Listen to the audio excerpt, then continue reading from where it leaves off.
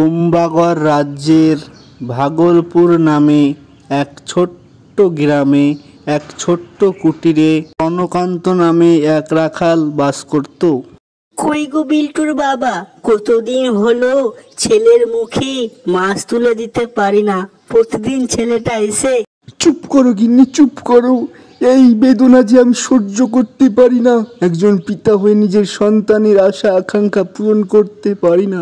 আমি তোমার কোনো কথা শুনতে চাই না। আজকের মধ্যে মাছ না আনলে বাড়িতে আসবে না, বলে দিলাম। ঠিক ওই সময় বিল্টু ঘরে ফিরে আসলো এবং সে বাড়িতে এসে তার মাকে বলতে লাগলো, মা, আমি আর পাচ্ছি না।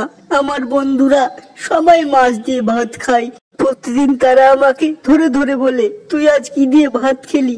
আমি তো বলতে পারি না আমি তোদের মতো মাছ দিয়ে ভাত খেয়ে এসেছি। কাঁদতে কাঁদতে বিল্টু ঘর থেকে চলে গেল।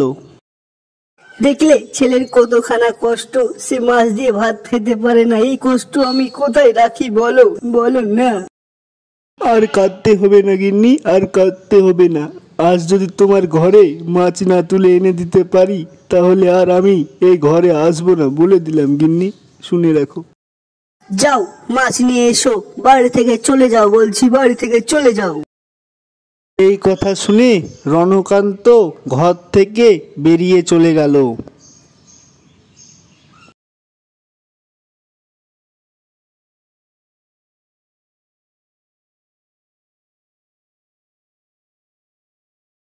রাস্তায় যেতে যেতে হরেন বুড়োর সাথে রণকান্তর দেখা হলো এবং হরেনকে দেখে হরেন চাচা বলতে লাগলো, রণকান্ত, কোথায় যাচ্ছিস বাবা, এত রাগ করে?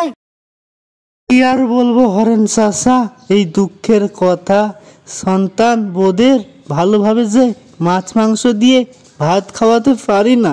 এই কথা বলে রণকান্ত আবার হাঁটতে শুরু করলো।